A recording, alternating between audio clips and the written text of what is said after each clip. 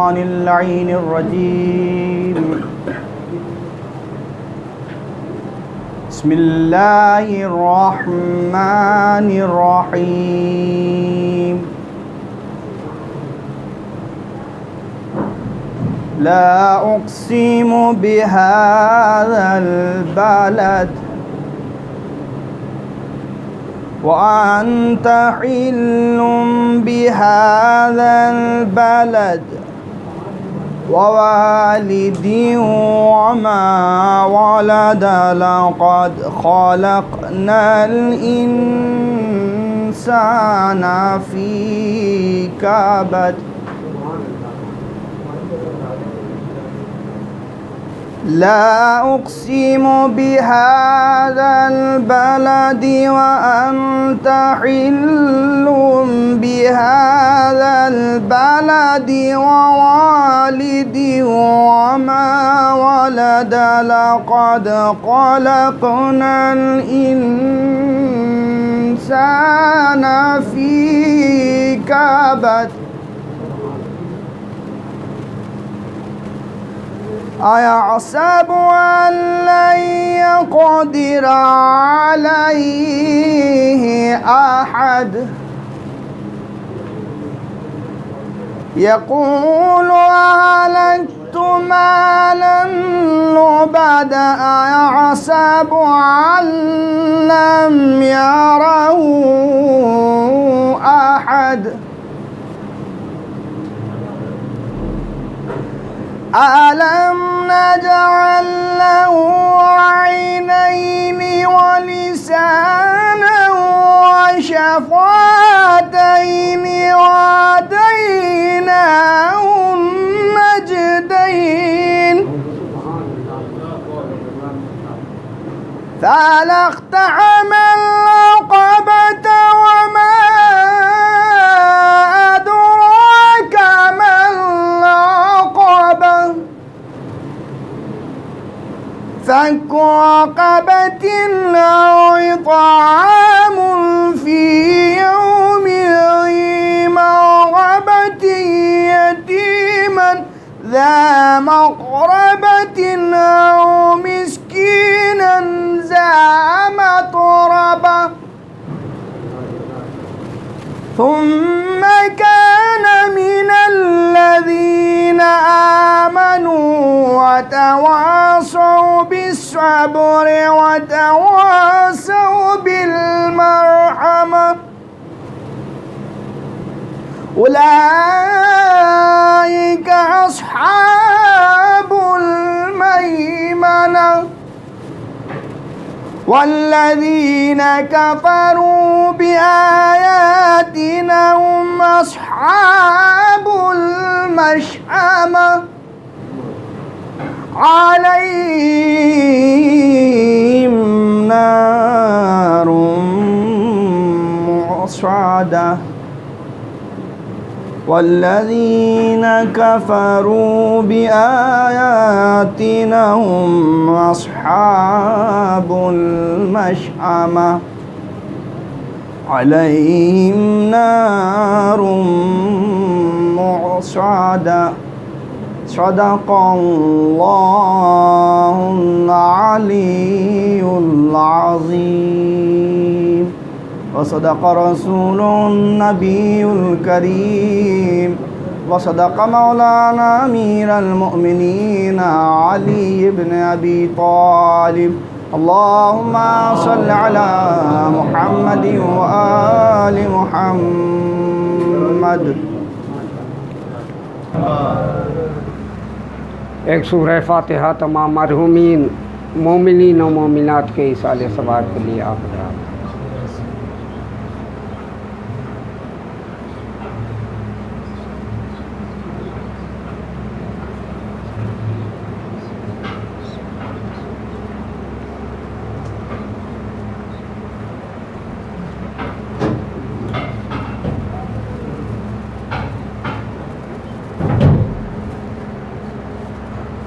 درود بھیجیں آپ حضرات محمد و آل محمد. فاتحہ. للہ.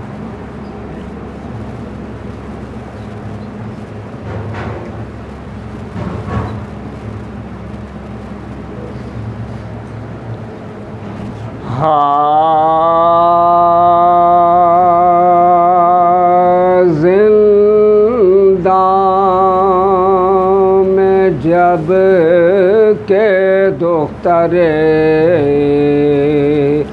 شبیر مر گئی،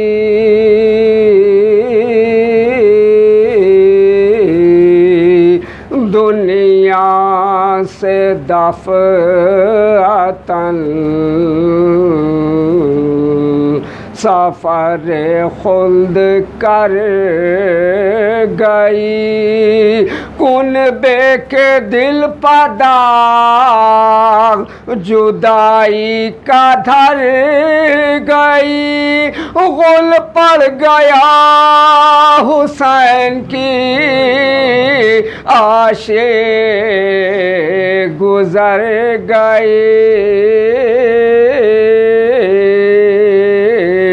غل پڑ گیا حسین کی عاشق گزر گئی، جنت بسائی دیکھ کے دنیا کے باغ کو تازہ کیا ہے پھر علی اصغر کے داغ کو تازہ کیا ہے پھر علی اصغر کے داغ کو، بازو ہلا کے بانو ناشاد نے کہا بی بی پدر کے سر سے اٹھاؤ تو سر ذرا باتیں ابھی تو کرتی تھی، آنسو بہا بہا ساکت ہے نبض ہائے غضب، سرد دست و پا منہ دیکھتے ہی زیست کا نقشہ بدل گیا، کس وقت سانس رک گئی کب دم نکل گیا، کس وقت سانس رک گئی کب دم نکل گیا، ایذا سے غم سے رنج اٹھانے سے چھٹ گئی، کنبے سے کیا کہ سارے زمانے سے چھٹ گئی، ہر صبح و شام اشک بہانے سے چھٹ گئی، اچھا ہوا کہ گھل کیا کھانے سے چھٹ گئی، نیند اڑ گئی تھی لوگوں کی بچی کے بین سے، اب تو یزید رات کو سوئے گا چین سے، اب تو یزید رات کو سوئے گا چین سے، قربان جاؤں قیدی دام بلا ہے معافت میں باد صبت نبی مبتلا ہے ماں، مجبور ہے غریب ہے بے دست و پا ہے ماں، بی بی کو دے کہاں سے کفن بے ردا ہے ماں، پہلے سے خاک میں ہے بدن سبٹا ہوا، لے جاؤ قبر میں یہی کرتا پھٹا ہوا، لے جاؤ قبر میں یہی کرتا پھٹا ہوا،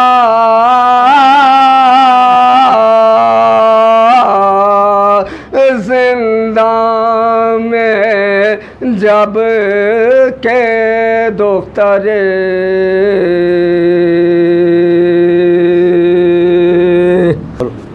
جناب قمر حسین صاحب اور اہلیہ قمر حسین صاحب، جناب حبیب حسین صاحب، والدین وسیم عباس صاحب اختری بیگم مرحومہ، والدین مہدی حسن ببلو بھائی، والدین علی حسن بھائی، واحد مہدی ابن حسن مہدی، سعید نواب ابن بچن صاحب، جناح رضا نقوی والد جناب عرشی صاحب، اور کل مومنین و مومنات کی ارواح کو ایصال ثواب کر دیں۔ بسم اللہ الرحمن الرحیم۔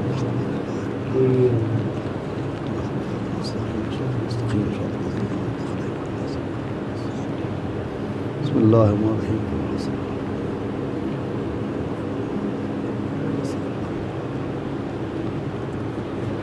فاتحہ۔ بسم اللہ الرحمن الرحیم۔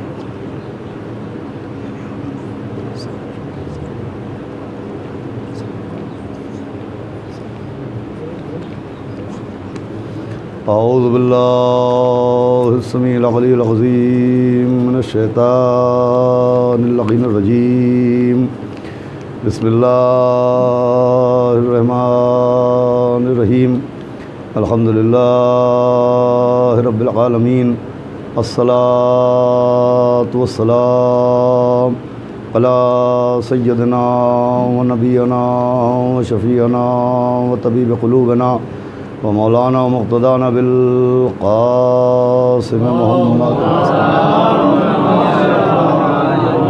وآلہ الطیبین الطاہرین المعصومین ولعنۃ اللہ علی اعدائہم اجمعین من یومنا ھذا الی یوم الدین، اما بعد فقد قال اللہ سبحانہ تبارک و تعالی بالقرآن المجید والفرقان الحمید، بسم اللہ الرحمن الرحیم، وَلَقَدْ تَرَكْنَاهَا آیَةً فَهَلْ مِن مُدَّکِرٍ۔ ایک صلوات پڑھ دینا۔ حضرات عزاداران سرکار سید الشہداء اور سوگواران حضرات اسیران کربلا بطفیل چہردہ معصومین علیہ السلام، اور خصوصاً بتائید و بتصدق معصوم عالم حضرت بطول بنت رسول معصوم عالم جناب فاطمۃ الزہرا حسینی اکادمی کے زیر اہتمام منعقد ہونے والا یہ خمسہ مجالس جو ہر سال روضہ کاظمین کے سبززار پر منعقد ہوتا تھا، مگر اس سال حالات کی بنیاد کے اوپر اس کی یہ مجالس آن لائن نشر کی جا رہی ہیں۔ اس میں آج تیسرا روز ہے آپ کے سامنے اس موضوع کے تحت گفتگو کرتے ہوئے کہ سبب عذاب اور ذریعہ نجات کیا ہے۔ میں نے آپ کے سامنے مسلسل قرآن مجید کے سورہ قمر کی 15ویں آیت کو تلاوت کیا، اور جس آیت کو تلاوت کرنے کا شرف حاصل کیا، اس آیت سے پہلے سورہ قمر میں مسلسل اللہ نے حضرت نوح کے زمانے کا ذکر کیا، عذاب کے آنے کا ذکر کیا، جناب نوح کے ذریعے کشتی نجات کی تعمیر کا تذکرہ کیا، اور پھر اس سورہ میں اس کے بعد بھی مسلسل کئی مقامات پر عذاب کا ذکر ہوا۔ قوم نوح پر عذاب کا تذکرہ ہے، قوم سمود پر عذاب کا تذکرہ ہے، اور یہ تمام تر تذکروں میں ایک فقرہ آیت ہے جو کئی بار اس سورہ قمر میں آیا، اور وہ فقرہ یہ ہے کہ عذاب کے ذکر کے بعد، قوم کی بربادی کے تذکرے کے بعد، لوگوں کے ہلاک ہونے کے تذکرے کے بعد ایک عجب لہجے میں آواز دی جا رہی ہے کہ ہے کوئی جو ان باتوں سے نصیحت حاصل کرے، ہے کوئی جو ان کو پڑھے اور پڑھنے کے بعد ان سے نصیحت حاصل کرے۔ دیکھیں، قرآن پڑھنے والے جانتے ہیں کہ قرآن میں جو لہجہ اختیار کیا گیا، یہ جو سوال کیا گیا اور سوال کے ذریعے لوگوں کو متوجہ کیا گیا، یہ ایک قرآن کا خاص لہجہ ہے۔ چنانچہ جیسے سورہ قمر میں مسلسل یہی فقرہ بار بار آتا ہے کہ ہے کوئی جو نصیحت حاصل کرے، ہے کوئی جو نصیحت حاصل کرے، یہی لہجہ سورہ رحمان میں نظر آتا ہے کہ بسم اللہ الرحمن الرحیم فبأی آلاء ربکما تکذبان۔ بار بار ایک فقرہ آ رہا ہے کہ تم دونوں اللہ کی کن کن نعمتوں کا انکار کرو گے۔ سورہ رحمان میں نعمتوں کا ذکر ہو رہا ہے، سورہ رحمان میں جنت کا ذکر ہو رہا ہے، سورہ رحمان میں کوثر و سلسبیل کا ذکر ہو رہا ہے، سورہ رحمان میں حوروں کا ذکر ہو رہا ہے، اور نعمتوں کے ذکر کے بعد بار بار پوچھا جا رہا ہے کہ تم دونوں اللہ کی کن کن نعمتوں کا انکار کرو گے۔ تو جو لہجہ سورہ رحمان میں ہے وہی لہجہ سورہ قمر میں ہے، فرق یہ ہے کہ سورہ رحمان میں نعمتوں کے ذکر کے بعد سوال کیا جا رہا ہے، اور سورہ قمر میں عذابوں کے تذکرے کے بعد سوال کیا جا رہا ہے۔ صلوات بھیجے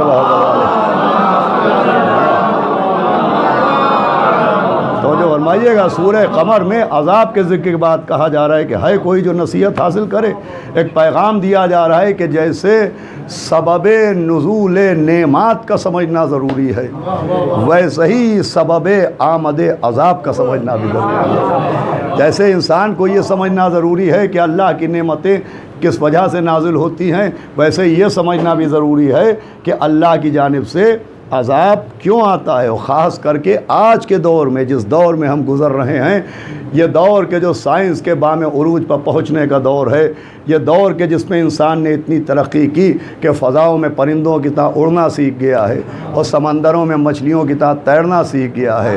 انسان نے ایئر کنڈیشنر بنا کے موسموں کو اپنے کمروں میں قید کر لیا، ہوائی جہاز بنا کے ملکوں کو محلوں میں تبدیل کر دیا۔ صلوات بھیجے محمد والے محمد۔ اتنی ترقیوں کے بعد، انٹرنیٹ بنانے کے بعد، ایئر پلین بنانے کے بعد، آسمانوں کی سیر کرنے کے بعد، پھر اس انسان کو اس کی اوقات سمجھ میں آ رہی ہے۔ کیا سنائے آپ کہ وہ ایک مرض سے لڑنے کی دوا نہیں بنا پا رہا ہے۔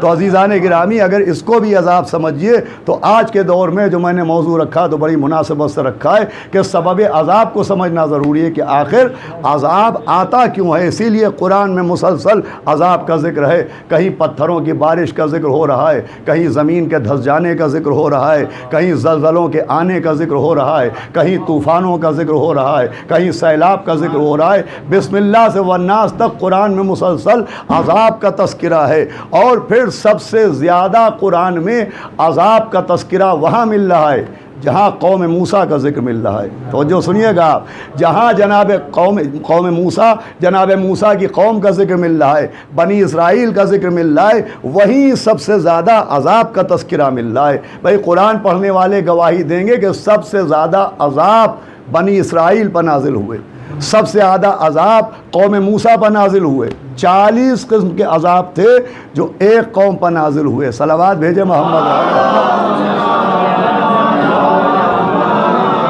بھائی جناب موسیٰ کی قوم پر مسلسل عذاب نازل ہوئے، حالانکہ دیکھیں جناب موسیٰ کی قوم پر توجہ سنیے گا، اللہ نے عذاب بھی سب سے زیادہ نازل کیے، اور جناب موسیٰ کی قوم پر اللہ نے انعامات بھی سب سے زیادہ نازل کیے۔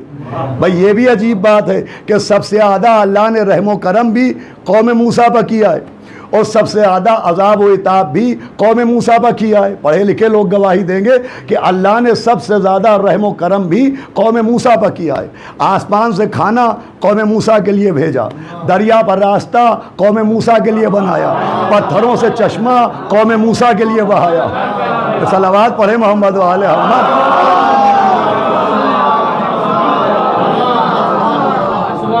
بھائی توجہ فرمائیے، سب سے زیادہ اللہ نے انعامات قوم موسیٰ پر نازل کیے کہ من و سلوہ نازل ہوتا تھا، آسمان سے کھانا آ رہا ہے، پتھروں سے چشمہ نکل رہا ہے، دریاؤں پر راستہ بن رہا ہے۔ سب سے زیادہ انعام بھی قوم موسیٰ کے لیے، اور سب سے زیادہ عذاب بھی قوم موسیٰ کے لیے۔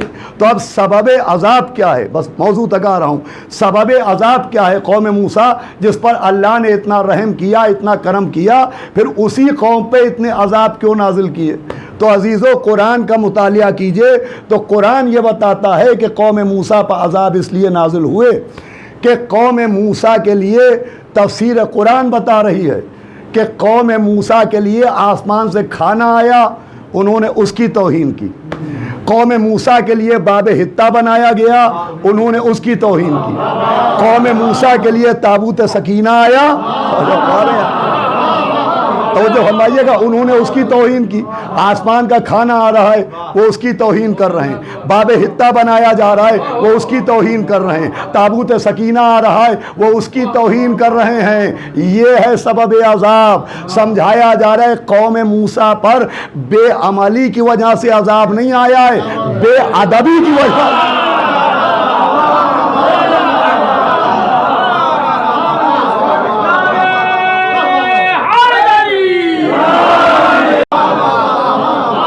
اہم موضوع ہے۔ قوم موسیٰ پر بے عملی کی وجہ سے عذاب نہیں آیا ہے، بے ادبی کی وجہ سے آیا ہے۔ قرآن پیغام دینا چاہ رہا ہے کہ سمجھو بے عملی سبب عذاب نہیں ہے، بے ادبی۔ تشریف لے آئیں، ایک صلوات پڑھ دے محمد وعلی محمد، ایک صلوات اور پڑھ دے محمد وعلی محمد۔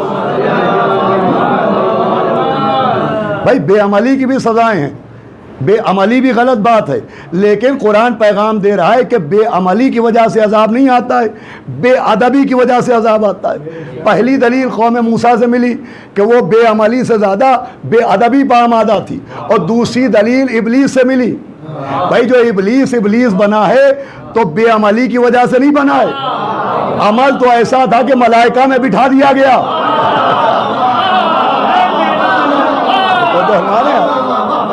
بھائی ابلیس سے زیادہ بعمل کون ہوگا؟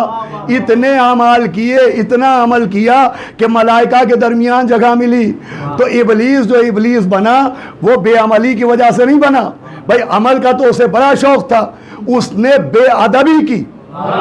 جسے اللہ نے دونوں ہاتھوں سے بنایا اس سے بے ادبی کی۔ اسے عمل کا اتنا شوق تھا کہ تفسیر بتا رہی ہے کہ جب حکم سجدہ ہوا اس نے انکار کیا تو اللہ کی بارگاہ میں امام جعفر صادق علیہ السلام توجہ فرمائیے گا، امام فرماتے ہیں کہ ابلیس نے تجویز پیش کی کہ پالنے والے بس ایک اس احترام آدم سے مجھے معاف کر دے، تعظیم آدم و ادب آدم سے مجھے معاف کر دے، میں تیری اتنی عبادت کروں گا کہ نہ مجھ سے پہلے کسی نے کی ہوگی نہ میرے بعد کوئی کرے گا۔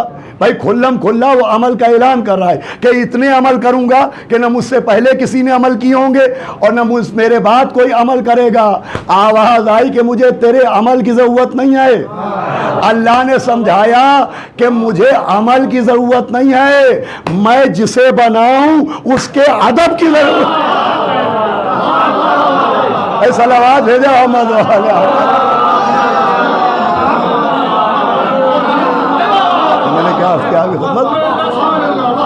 عذاب کا سبب صرف بے عملی نہیں ہے، عذاب کا سبب بے ادبی ہے۔ اللہ چاہتا ہے عمل کے ساتھ ادب بھی رکھو۔ اب ایام عزا آتے ہیں، مجلسیں ہوتی ہیں، ممبر سجتے ہیں اور مبلغین کرام ممبروں پہ آتے ہیں اور ممبر پہ آنے کے بعد عمل کی تبلیغ کرتے ہیں کہ صاحب عمل کیجئے عمل کیجئے عمل کیجئے۔ لیکن اگر آپ غور کیجئے تو یہ تبلیغ اعمال کرنے والے تبلیغ عمل کی کرتے ہیں، توہین مجلس کی کرتے ہیں، تبلیغ عمل کی کرتے ہیں، توہین تبرک کی کرتے ہیں، تبلیغ عمل کی کرتے ہیں، توہین فرش عزا کی کرتے ہیں، تبلیغ عمل کی کرتے ہیں، توہین معجزوں کی کرتے ہیں۔ ارے خود سمجھانے والے نہیں سمجھ رہے ہیں کہ وہ قوم کو باعمل نہیں بنا رہے ہیں، بے ادب بنا رہے ہیں۔ صلوات بھیجو محمد علیہ۔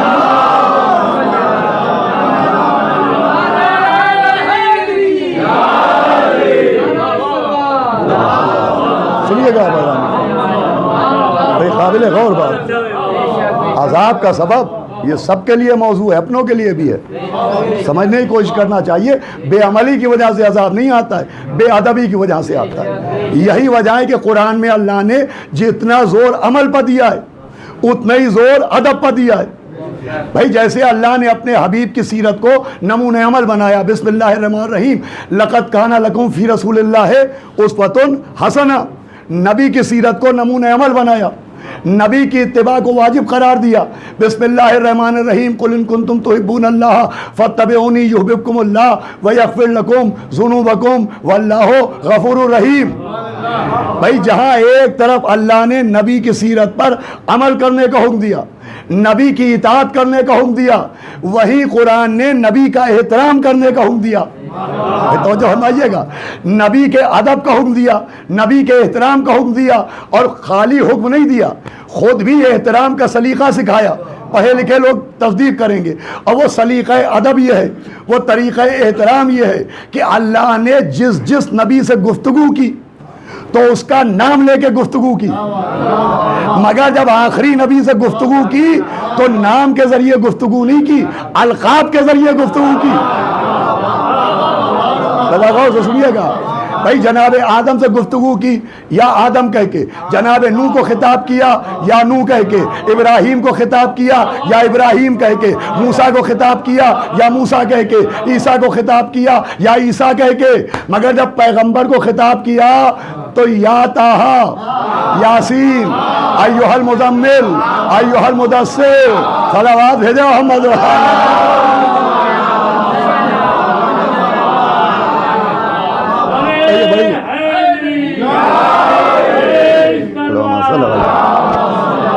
سنیے گا، یہ بات پہنچ جائے بھائی، نبی کا نام بھی قرآن میں، مگر جب نبی کو مخاطب کیا تو نبی کا نام نہیں لیا، کبھی طٰہٰ کہا، کبھی یاسین کہا، کبھی مزمل کہا، کبھی مدثر کہا، کبھی رحمت للعالمین کہا، القاب کے ذریعے، ان کی صفات کے ذریعے۔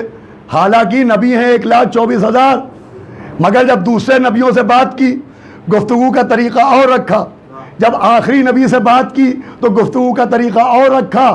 اب چاہے لوگ جیسے سننے والے اس جملے کو سمجھیں، بھائی اللہ نے سمجھایا آدم بھی نبی ہیں مگر محمد جیسے نہیں ہیں، نوح بھی نبی ہیں مگر محمد جیسے نہیں ہیں، ابراہیم بھی نبی ہیں مگر محمد جیسے نہیں ہیں، موسیٰ بھی نبی ہیں مگر محمد جیسے نہیں ہیں، عیسیٰ بھی نبی ہیں مگر محمد جیسے نہیں ہیں۔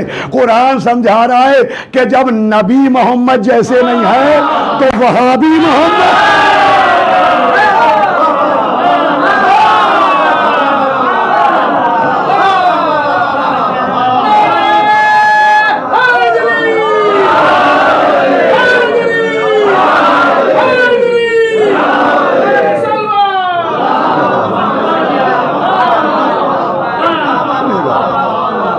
بھائی آدم تو ہمارے حبیب جیسے ہیں نہیں، تو ایک وجہ یہ، اب جو خاص بات جس کے لیے میں نے اتنی دیر آپ کو متوجہ کیا، جو سب سے اہم، ایک وجہ تو یہ ہے نام نہ لینے کی، القاب کے ذریعے پکارا، طٰہٰ کہا، یاسین کہا، مزمل کہا، مدثر کہا، یہ کوئی نئی بات نہیں ہے، بہت سے علماء پڑھ چکے ہیں اس بات کو، لیکن اب جو میں عرض کرنے جا رہا ہوں آپ کی خدمت میں وہ یہ ہے کہ ایک وجہ یہ ہے کہ نام نہیں لیا، نام نہیں لیا، صفت بیان کی، نبی کا نام نہیں لیا جب تخاطب ہے، جب مخاطب کیا، یوں پیغمبر کا نام قرآن میں ہے، لیکن جب پیغمبر کو مخاطب کیا، خطاب کیا تو نام لے کے نہیں کیا، وہاں طٰہٰ کہا، یاسین کہا، مزمل کہا، مدثر کہا، ایھا الرسول کہا، ایھا النبی کہا، نام نہیں لیا۔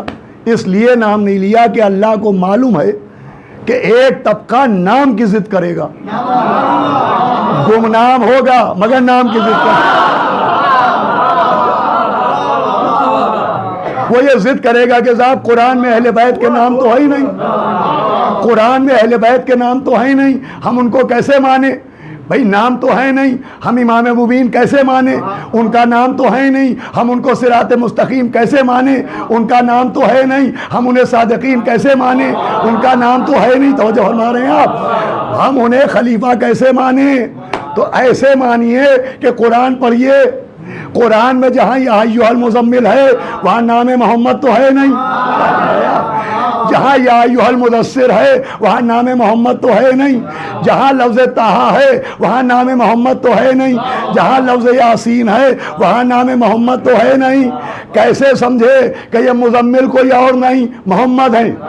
کیسے سمجھے کہ مدثر کوئی اور نہیں محمد ہیں؟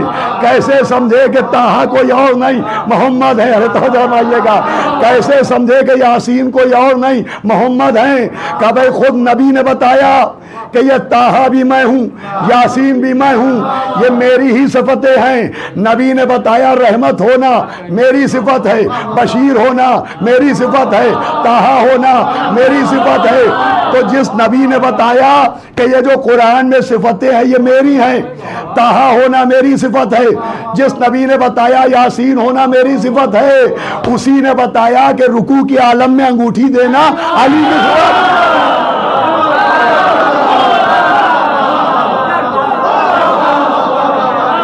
میں جملہ عرض کر رہا ہوں، اسی نے بتایا عالم رکوع میں انگوٹھی دینا علی کی صفت ہے، اسی نے بتایا کہ سوتے سوتے مرضی خرید لینا۔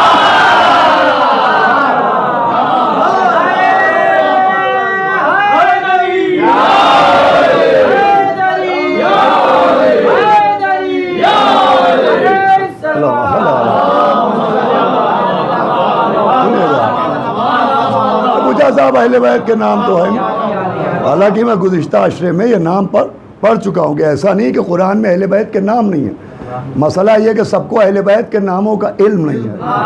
صلوات بھیجے محمد و آل محمد۔ تو سنیے گا جانے گرامی، بہت اہم بات ہے بھائی، قرآن میں نبی کی صفتیں ہیں، ہر جگہ نام تھوڑی ہے۔ حد یہ ہے کہ صلوات میں صلو علی محمد نہیں ہے، صلو علی النبی ہے، اور نبی 1,24,000 ہیں، تو وہاں نام محمد تو ہے نہیں، علی النبی ہے۔ آپ کیسے سمجھائیے علی النبی کوئی اور نہیں ہے، علی محمد ہے۔ کہ نبی نے بتایا، تو جس نبی نے یہ بتایا اسی نبی نے بتایا۔ بھائی ہر چیز قرآن کی آیت سے نہیں سیکھی جائے گی، نبی کی حدیث سے بھی سیکھی جائے گی، نبی کی حدیث بتائے گی۔ اب بہت خاص بات میں عرض کر رہا ہوں، آپ پوچھیں اس بات کی کیا دلیل ہے، تو اس کی دلیل یہ ہے کہ جناب ابراہیم کے 2 بیٹے تھے، ایک جناب اسحاق، ایک جناب اسماعیل۔ حضرت ابراہیم کے 2 بیٹے، ایک اسحاق ہیں اور ایک اسماعیل ہیں۔ یہودی اپنے کو اسحاق کی نسل میں کہتے ہیں، اور پیغمبر اسلام نسل جناب اسماعیل میں ہیں۔ اب ابراہیم کے بیٹے ہیں 2، اور قرآن میں لقب ہے ایک، وہ لقب ہے ذبیح اللہ۔ صلوات بھیجے محمد۔ سنیے گا آپ بھائی، بڑی وزنی بات ہے، مولا کے صدقے میں اگر میں نے سمجھا دی تو میری محنت سوارت ہو جائے گی۔ وہ لقب ہے ذبیح اللہ۔ اب یہودی کہتے ہیں کہ ذبیح اللہ اسحاق ہیں، مسلمان کہتے ہیں ذبیح اللہ جناب اسماعیل ہیں۔ کیوں؟ اس لیے کہ قرآن میں جناب اسماعیل و اسحاق کا نام بھی آیا ہے، مگر جہاں ذبح کا ذکر ہے وہاں نہ اسحاق کا نام ہے نہ اسماعیل کا نام ہے، وہاں صرف یہ ہے کہ ابراہیم کا بیٹا، وہاں بیٹے کا نام نہیں ہے، وہاں صرف رشتہ ہے۔ تو وہ کہتے ہیں کہ صاحب یہ اسحاق ذبیح اللہ ہے، اور ہم مانتے ہیں کہ اسماعیل ذبیح اللہ ہے۔ بھائی قرآن میں ذبیح اللہ ہے، نام نہیں ہے، جیسے ولی اللہ ہے۔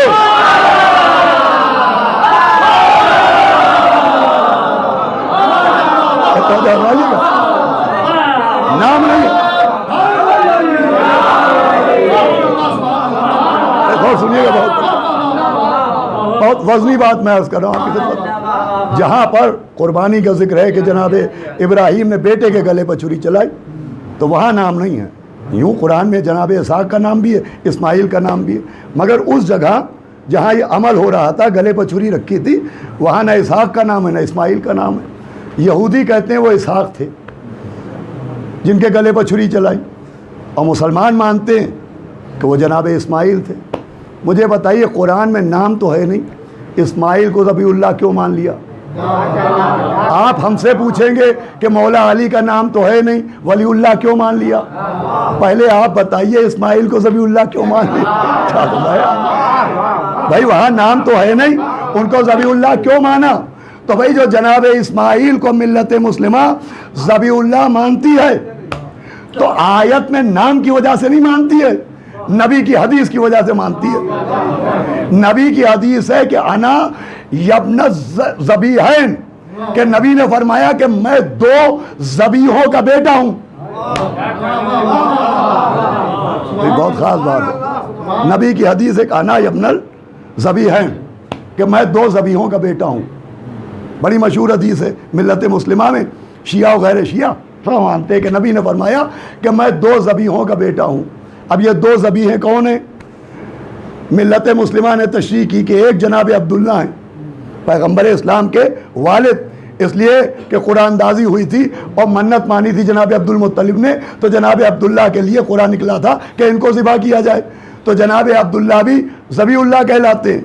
تو انا، نبی نے جو فرمایا کہ انا ابن الذبیحین، کہ میں 2 ذبیحوں کا بیٹا ہوں، اس میں ایک ذبیح ہے عبداللہ اور ایک ذبیح ہے اسماعیل. بھائی یہ دلیل ہے کہ اسماعیل ذبیح اللہ ہیں. اسماعیل کا ذبیح اللہ ہونا آیت میں نام سے ثابت نہیں ہے، حدیث رسول سے ثابت ہے.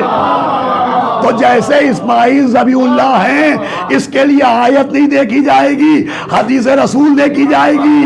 ویسے ہی علی ولی اللہ ہیں، آیت نہیں دیکھی جائے گی، حدیث غدیر دیکھیں.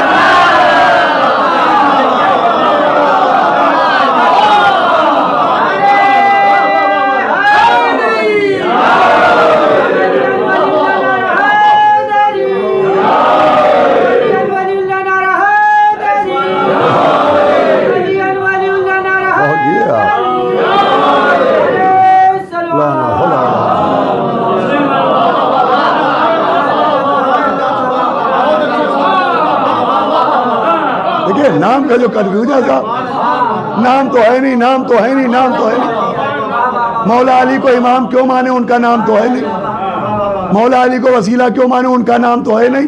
اچھا سقیفہ میں جن کو مانا ان کا نام ہے.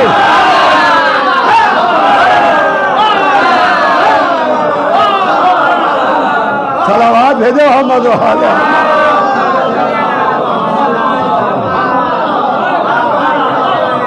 اور وہاں ان کا نام ہے. کتاب نام نہیں، نام ہوتا تو کیا اچھا ہوتا.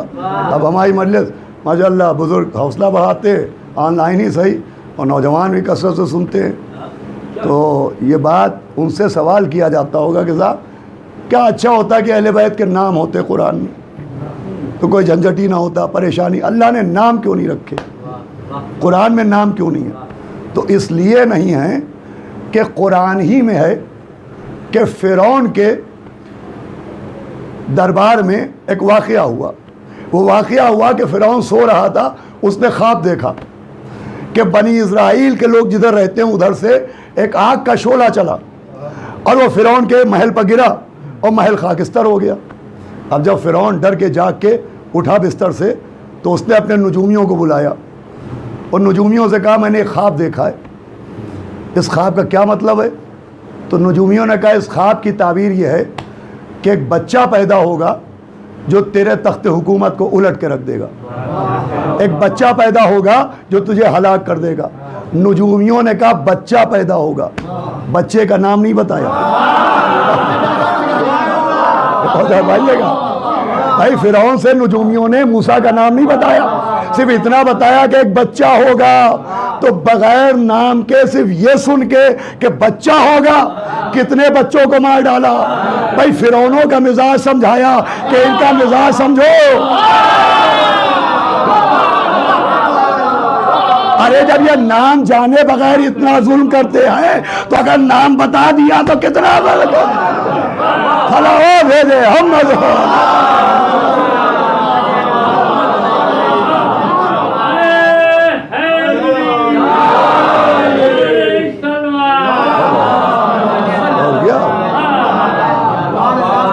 اب ایک بہت خاص بات عرض کرنا ہے، وہ بات یہ ہے کہ فرعون کافر تھا.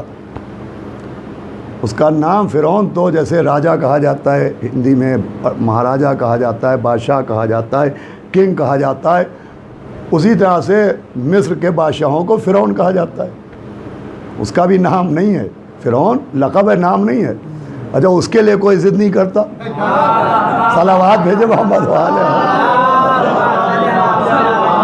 ہاں غور کیجئے گا، اس کا نام میں بتاتا ہوں. مصعب ابن ریان نام تھا. وہ جو فرعون جناب موسیٰ کے دور میں تھا اس کا نام تھا مصعب ابن ریان. تو بہرحال فرعون نے خواب دیکھا. خواب کس نے دیکھا؟ فرعون نے. ملت مسلمہ سے میرا سوال ہے کہ فرعون نے خواب دیکھا تو وہ خواب سچا نکلا کہ جھوٹا؟ بھائی پوری بہت خاص بات میں عرض کر رہا ہوں. فرعون نے خواب دیکھا تو وہ خواب سچا نکلا کہ جھوٹا؟ کا خواب تو سچا نکلا، فرعون کون تھا؟ جھوٹا۔ بھائی جھوٹے کا خواب بھی سچا نکلا۔ بھائی اہم بات ناز کرو، خواب دیکھنے والا جھوٹا تھا، کافر تھا، مگر خواب نکلا سچا۔ کیوں؟ کا اس لیے کہ خواب کا تعلق ایک معصوم سے تھا۔ اس کا مطلب جن خوابوں کا تعلق معصوم سے ہو، اگر جھوٹا بھی دیکھے تو سچے نکلتے ہیں۔ بھائی صلوات بھیجے محمد۔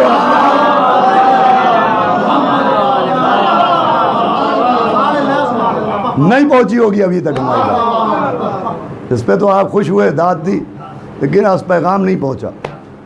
بھائی جس خواب کا تعلق جناب موسیٰ سے تھا، وہ جھوٹے نے بھی دیکھا تو سچا نکلا، اور فرعون نے اس خواب کو سچا سمجھا۔ اب ایک طبقہ ہے جو عزاداری پر اعتراض کرتا ہے، کہتا ہے کیا آپ لوگ عزاداری کرتے ہیں؟ خواب دیکھا، علم سجا لیا، خواب میں جھولا دیکھا، جھولا اٹھا لیا، خواب میں مجلس دیکھی، مجلس کر لی۔ ارے خواب کی کیا اہمیت ہے؟ افسوس فرعون کی سمجھ میں آ گیا۔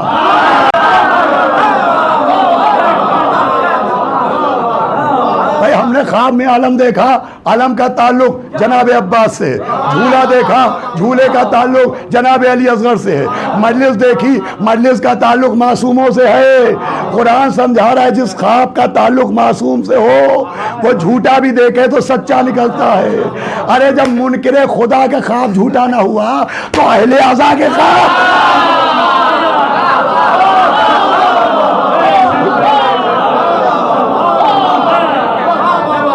ایک صلوات بھیجے محمد والے۔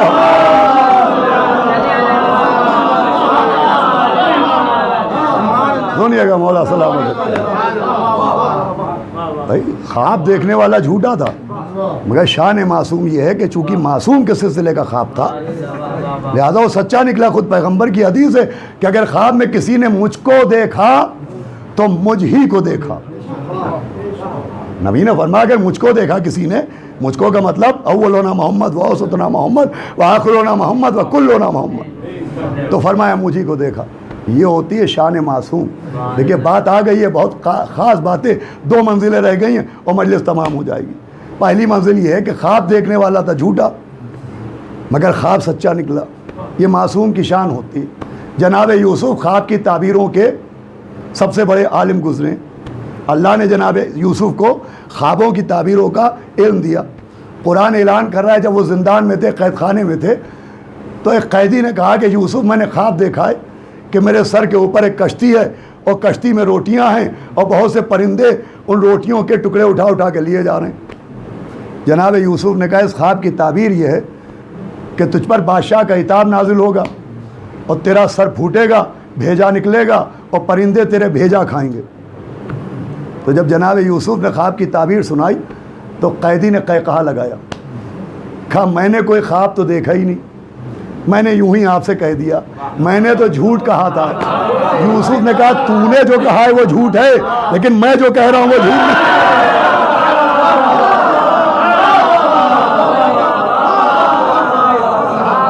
بہت توجہ چاہتا ہوں، تفسیر قرآن سنا رہا ہوں۔ جناب یوسف نے کہا تو نے جو کہا ہے وہ جھوٹ ہے، مگر میں جو کہہ رہا ہوں وہ جھوٹ نہیں ہے، میں نے جو کہہ دیا وہی ہوگا۔ اس کا مطلب شان معصوم یہ ہے کہ اگر معصوم کی بارگاہ میں کوئی جھوٹ بولے تو جھوٹے کے جھوٹ کا اثر نہیں ہوتا ہے، معصوم کی زبان کا اثر ہوتا ہے۔ بھائی بڑی نازک سی بات ہے، بہت اہم بات عرض کر رہا ہوں۔ اگر معصوم کے سامنے کوئی جھوٹ بولے تو جھوٹے کے جھوٹ کا اثر ظاہر نہیں ہوتا، معصوم کی زبان کا اثر ظاہر ہوتا ہے۔ اب سمجھ میں آیا کہ مدینے میں کچھ جھوٹے ایک زندہ کو مردہ بنا کے لائے۔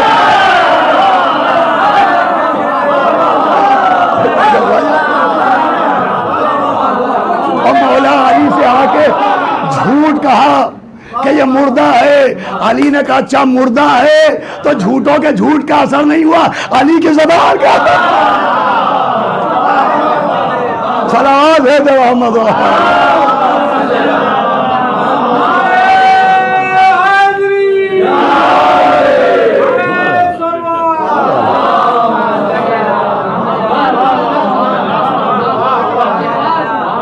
دنیا سمجھتی نہیں، عرفان اہل بیت ہی نہیں دنیا کو.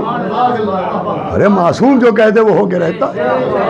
وہ کہہ دیا میں نماز جنازہ پڑھا دوں، تو جب جنازہ کہہ دیا تو جنازہ ہو گیا. صلوات بھیجے محمد صلی اللہ علیہ وسلم. دیکھیں مولا کے صدقے میں قرآن سے دلیل دیتا ہوں. آخری بات اور سن لے. بات کیا چل رہی تھی کہ عذاب کا سبب کیا ہوتا ہے؟ بے عملی نہیں، بے ادبی. اسی لیے اللہ قرآن میں عمل کے ساتھ ساتھ ادب کا درس دے رہا ہے کہ خالی نبی کی پیروی نہ کرنا، اطاعت نہ کرنا، صرف عمل نہ کرنا، ادب بھی کرنا. اتنا ادب، بس آخری بات ہے اور سمجھنے کی بات ہے. اتنا احترام نبی سکھایا جا رہا ہے، اتنا ادب سکھایا جا رہا ہے کہ سورہ نور میں حکم دیا جا رہا ہے کہ میرے نبی ان لوگوں سے کہیے کہ یہ آپ کا نام ویسے نہ لیا کریں جیسے ایک دوسرے کے نام لیتے ہیں. حکم ہو رہا ہے کہ ان سے جو مدینے میں آپ کے اصحاب ہیں ان سے کہیے کہ آپ کا نام ویسے نہ لیا کریں جیسے ایک دوسرے کے نام لیتے ہیں. قرآن ادب معصوم سکھا رہا ہے کہ نام میں بھی فرق رکھنا.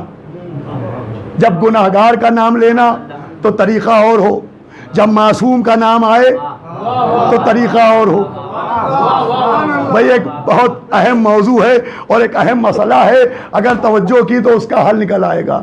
یہ قرآن کا فیصلہ ہے کہ جب معصوم کا نام لینا تو طریقہ اور رہے، جب گناہگار کا نام لینا تو طریقہ اور رہے. آپ سمجھے ہم معصوموں کو علیہ السلام کیوں کہتے ہیں، رضی اللہ کیوں نہیں کہتے؟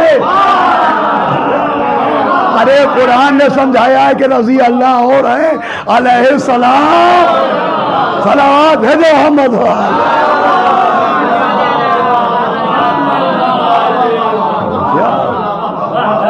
بس عزیزو فرق رہنا چاہیے، فرق. معصوموں کا نام آئے تو طریقہ اور ہونا چاہیے، اور گناہگاروں کا نام آئے طریقہ اور ہونا چاہیے. ادب سب سے بڑی چیز ہے. بھائی یہ غیر تو غیر اپنے بھی سمجھیں کہ سب سے بڑا عذاب اور سب سے زیادہ عذاب جو آتے ہیں وہ بے ادبی کی وجہ سے آتے ہیں. اور یہ جو ہم آپ روتے ہیں تو یہ بھی بے ادبی کی وجہ سے روتے ہیں. اہل بیت علیہ السلام پر جو گریہ ہے، یہ جو کالے کپڑے ہیں، یہ جو آنکھوں میں آنسو ہے، یہ جو سینے میں درد ہے، یہ جو یا حسینہ کی صدائیں ہیں، یہ جو یا عباس کی آوازیں ہیں، یہ جو گریہ ہے یہ اسی وجہ سے ہے کہ زہرا بھرے دربار میں حق مانگے. اس قوم کے رونے کو یہی بات. میری کیا اوقات ہے، میری کیا بساط ہے. ایک معمولی سا آدمی ہوں لیکن مولا حسین کی مجلسیں پڑھتا ہوں. اگر کسی نشست میں، کسی بزم میں، کسی فنکشن میں پہنچ جاتا ہوں تو میرے باپ کے سن کے لوگ کرسی چھوڑ کے کھڑے ہو جاتے ہیں کہ آؤ میاں یہاں بیٹھو. کیوں؟ کہا ذاکر حسین. اللہ اکبر. ایک ذاکر حسین کا اتنا احترام. ہائے مادر حسین، زہرا بھرے دربار میں حق مانگ رہی ہے. اس قوم کے رونے کو یہی بات پڑی. کسی نے کرسی بھی لا کے نہ دی. بی بی بیت الشرف میں آئی تھی کہ ایک 4 برس کی بیٹی قدموں سے لپٹ گئی. آواز دی بی بی کیوں رو رہی ہو؟ فدق نہ ملا تو کیا ہوا، باغ جناح ہمارا ہے. کہا اماں فدق کے لیے نہیں رو رہی ہوں، میں یہ سن کے رو رہی ہوں کہ آج دن بھر دربار میں کھڑی نہیں. کسی نے ہاتھ سے بیٹھنے کو بھی نہ کہا. آواز دی ہوگی کہ بی بی ہم دن بھر دربار میں کھڑے تھے مگر ہمارے سر پر چادر تو تھی، ہمارے ساتھ ہمارا شیر جیسا شوہر تو تھا، مگر اے زینب جب آپ درباروں میں جائیے گا تو سر پر چادر نہیں ہوگی، بھائی کا کٹا سر نو کے نیزہ ہوگا. آوازیں بلند ہونا چاہیے. اس لیے کہ آپ کی کروڑوں آنسو آنکھوں کے مکانوں ہی میں قید ہے. یا عبد اللہ، کیا کیا حسرتیں تھیں، کیا کیا تمنائیں، لیکن بہرحال مجلسیں ہو رہی ہیں. اور میں روز گزارش کر رہا ہوں کہ فرش اعضا پر بیٹھ کے جو لوگ یہ حسینی چینل کے ذریعے ٹی وی پر مجلس آتی ہے، گراف ایجنسی کی طرف سے ختیجہ چینل، علی سی ڈی اور I-12 اور دیگر جو بھی چینل ہو، تو میری گزارش یہ ہے کہ مجلس میں ابھی میں نے ادب کی بات کی ہے، تو مجلس بڑے ادب سے سننا چاہیے، فرش اعضا پر بیٹھ کے سننا چاہیے، اس لیے کہ خالی فرش پہ ہم آپ نہیں ہوتے، ایک بیوی ہوتی ہے جس کی پتلیاں توڑ ڈالی، جس کا محسن مار ڈالا گیا، عزیزو 2-4 منٹ مجلس تمام، کوئی گریا بے ادبی پر، سب سے بڑھ کے بے ادبی ہوئی۔ کربلا میں صرف شہادتیں نہیں ہوئی ہیں، شہادتوں کے ساتھ بے ادبیاں ہوئی۔ ایک شہادت تو ایسی ہوئی کہ قرآن اپنے نبی کے ادب کا حکم دے رہا ہے، وہ ایک شہید ایسا نکل رہا ہے کہ مولا حسین کہنے پالنے والے گواہ رہنا، اسے بھیج رہا ہوں جو شکل و صورت پہ تیرے حبیب جناب علی اکبر۔ بھائی کربلا پہ گریا اسی پہ ہے کہ تصویر نبی کا ادب بھی نہ کیا گیا، ایسی تصویر نبی کہ جب جناب علی اکبر نکلے تو راوی کہتا ایسا لگ رہا تھا جیسے بھرے گھر سے جنازہ نکل رہا ہے۔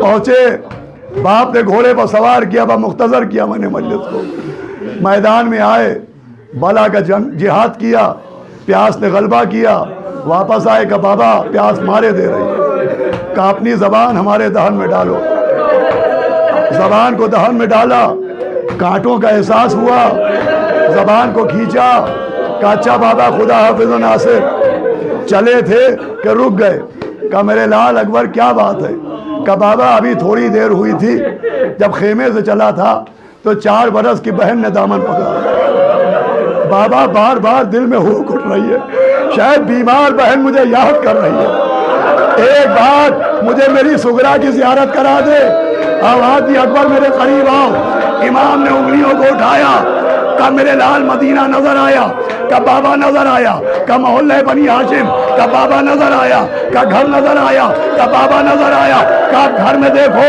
سغرا کی زیارت ہو جائے گی، کہا بابا گھر ہے سغرا نہیں، مصلی ہے سغرا نہیں، آنگن ہے سغرا نہیں، کہا کوئی نظر آ رہا ہے، کہا ایک بی بی جس کے ہاتھ میں عصا ہے، تو گھر کے دروازے پر بیٹھی ہے، کہا پہچانو اکبر یہ تمہاری بہن سغرا، چلے بازی داری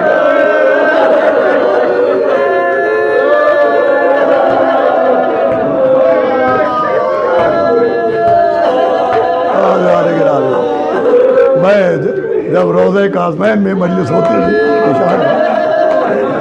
انشاءاللہ بس ہم نے اے بی بی سیدہ یوں ہم نے کبھی زندگی نہیں مانگی، لیکن اس بار 1 سال کی زندگی، ارے نہ جانے کتنی حسرتیں ہمارے دل کو، حاجی کی تاریخ ہوتی تھی، ہم روضہ کاظمین میں شہزادے اکبر کے مسائل روئے ہیں، جناب علی اکبر کے مسائل پڑھے، ہمارے بشیر المیاں اور ہمارے دانش میاں بیٹھے ہیں، جہاں ہم نے اشرا پڑھا وہاں پڑھا، لیکن عزیزو دل نہیں بھر رہا ہے۔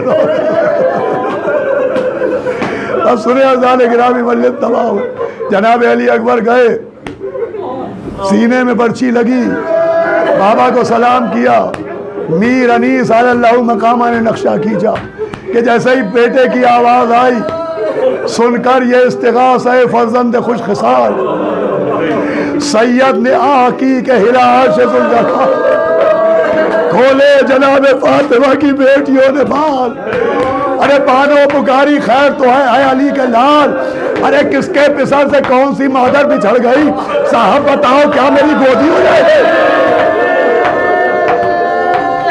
بس 2 منٹ مجلس تمام ہے، صاحب بتاؤ کیا میری گودی اجڑ گئی، ارے نیزے سے کس کے لال کا زخمی ہوا جگر، کرتے ہیں کس کی لاش کو پامال اہل شب، کہتا ہے کون رن میں تڑپ کر پدر پدر، ارے اب گھر سے میں نکلتی ہوں یا سید البشر، یہ میں نے پچھلے سال روضہ کاظمین میں پڑھا تھا کہ اب بیعت سننے سے پہلے یہ یاد رکھیے کہ اللہ نے ماں کو ایک عجب صفت دی ہے، وہ صفت یہ ہے کہ کتنے ہی بچے چیخ رہے ہوں مگر ماں اپنے بچے کی آواز فوراً پہچان لیتی ہے۔ اب سنیے، ارے نیزے سے کس کے لال کا زخمی ہوا جگر، کرتے ہیں کس کی لاش کو پامال اہل شان، ارے کہتا ہے کون رن تڑپ کر پدر پدر اب گھر سے میں نکلتی ہوں یا سید البشر ارے پردہ نہ مجھ سے کیجئے سب جانتی ہوں میں آواز یہ اسی کی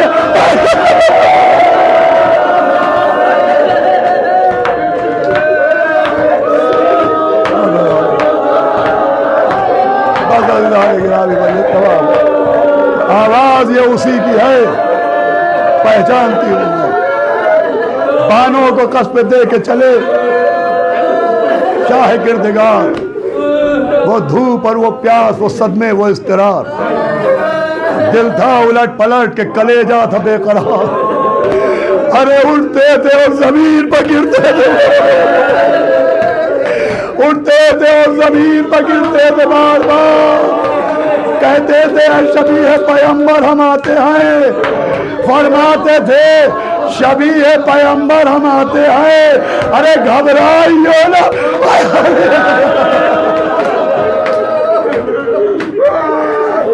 گھبرائیو نا اے علی اکبر ہم جناب مختار نے حمید سے پوچھا کہ حمید کربلا میں کبھی تجھے بھی رونا آیا کہا ایک بار کہا کب کہا جب جوان بیٹے نے پکارا اور 57 برس کا باپ بیٹے کی آواز پر دوڑا تو حمید کہتا میں نے دیکھا امام دوڑے دوڑتے دوڑتے گرے پھر اٹھ گئے پھر گرے پھر اٹھ گئے پھر گرے پھر اٹھ گئے تو مجلس تمام ہو گئی کہا 9 مرتبہ امام گرے مگر اٹھ کے کھڑے ہو گئے مگر اب جو بیٹے کو یہی حرکت دیکھا آپ جو امام گرے تو اٹھا نہ گیا کیسے چلے جب چھوٹا کا بچہ دنیا کے بھائی آتا ہے اینا یا علی اکبرہ اینا یا بنیا اینا دنیا